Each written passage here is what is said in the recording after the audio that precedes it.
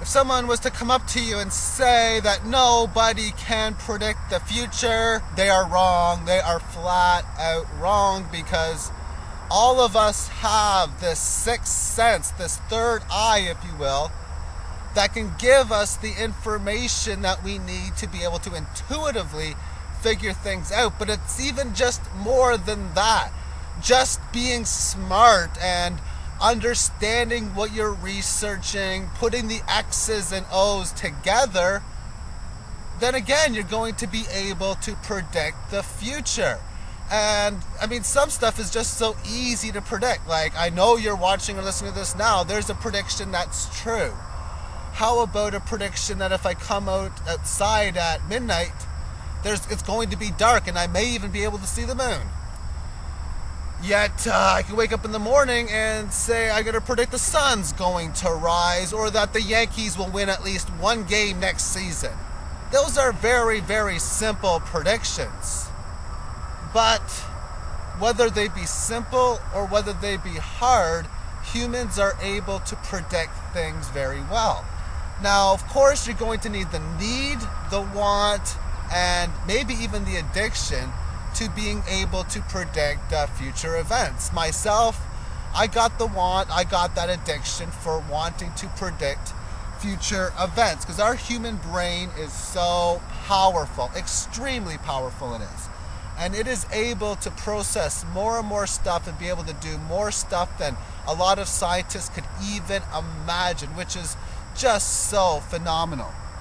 Now, our human body apparently has 100 billion neurons in it that can do some wild stuff. What's a neuron? You know, I didn't do too well in science in school, and biology is not my best subject, but it sounds pretty fancy and pretty spectacular anyway. But the humans have came a long way. I mean, 3 billion years ago, we were in sort of like a bacteria stage, a planet, the sun, it's all born.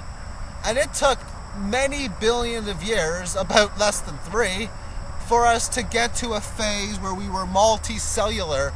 About little under 1 billion years left, that's when the first animals came onto this planet. And ever since then, we have accumulated so much information, and the information that we accumulate does help us in predicting whatever it is that we want to predict. So if you're looking to make predictions, the key thing is, what is the probability you think something is going to happen? For example, I said that I think the Yankees are going to win at least one game next year. Well, what's that probability? What is it, 99 point a bunch of 9%? Like 1 in a trillion to a power of a trillion that they're going to go 0 in 162? That's pretty much it. So if you think something's got a 60% chance of happening, then it's obviously got to have a 40% chance of happening. Now, how you come up with those probability odds, I mean, everyone is different. You can use mathematical formulations, or you can just go with your feeling, and the instinctive feeling is the big thing on itself. But more than this, just even goes deeper. If you see things that are happening, well, what's the result of it happening? You see bailout money being printed. You see all of the stimulus money that is done, the Fed, which is buying up all of the treasury notes, and employment rates that are going higher, a lot of the lower middle class people whom are just fed up. Well, that's how I predict a revolution. And then when I see the truth as money as debt, using real educational films, do all the stuff that I know, it becomes very easy to predict that the dollar is going to go through a collapsing period. And when I know that the probabilities are extremely high, in the 90-something%, then I count it as if it's probably going to happen. And when you see stuff happening, you got to adjust your expectations based on how everything happens. So if you thought the stock market was going to top in, say, May, it didn't. So now you have to adjust your expectations. You see what happened. Now that you see what happened, what's going to follow from that, for example? Other things is you have to have an open mind. Because if you don't have an open mind, your door is closed. So an example for that is a lot of people have a very closed-minded view to such items like the Mayan calendar. And if you have a closed item door, that particular person is looking at a door. But if you are not closed-minded, what you do is you open the door and you look to see what is around you. And then you can see all of the possibilities in which whatever that door may come from. And if you're looking at something doesn't make sense, if it doesn't make sense, well, then can you make sense out of it? Like, for example, am I going to predict that at the end of the day I'm going to fly into the sky? No, it doesn't make any sense. Am I open to it that it might happen?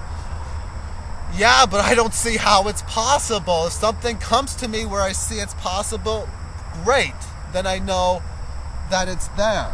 And if you are open to an idea, if the answer is yes, then the question that I ask you is, are you sure? And if you're not open to the idea, well, then why not? If you can answer those two questions, then I think you would be on the right path. Another thing is that our mind has like dopamine cells in it. And once again, this has got to do with science. But from what I have read and from what I have seen, apparently these dopamine biological stuff can increase the amount that can come back to us on a spiritual level for information, if you will. I mean, the spirit guides that are above us, they are here to help if you want the help. If you don't want the help, then they're not going to help. That's the big thing on that. As far as the law of attraction is concerned, and this is the easiest way to do it, use the law of attraction to figure out how to predict stuff. And all you have to do is want to predict stuff and just ask questions to the universe. Well, how do I find this out? How am I going to be sure about this? And then even say other stuff like, I have very amazing instincts. My instincts are pronouncedly amazing. My instincts are bar none the best. I am so great at predicting future events. And when you say a bunch of these stuff like that, the big thing is to believe it. And then you only have to do this for maybe, a minute, 2 minutes, 4 minutes. And when you're done, you're just, okay, thank the universe, let it go, and then don't worry about it or be concerned about it for a little while. I mean, you only have to do this every so often. I mean, even if it's just wanting to get out of the fear-based system, a lot of the things I just say to myself, okay, I love myself, everything's going to be okay, I'm filled with love, I'm grateful for everything that has came to me, and then you don't have to do it for that long. That's the beautiful part about it, and it's good to do in meditation, whether you're in the shower. Myself, I do it out here in nature because I think this is the absolute best place for me to do it. And that's another thing. Where is the best place for you to go out and try to find that higher self? And when that's the case, you're going to get the answers back, whether they come back to you through voice, which can happen, or whether you'll just get led to the information. I mean, a week goes by, the right web pages come to you, the right books to you, and then boom, you figure it out.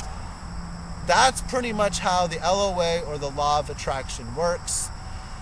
So if you have any questions, please leave one down below. Maybe put a video response or send me a private message. Peace and light, and have yourself a great day, everyone. Bye-bye.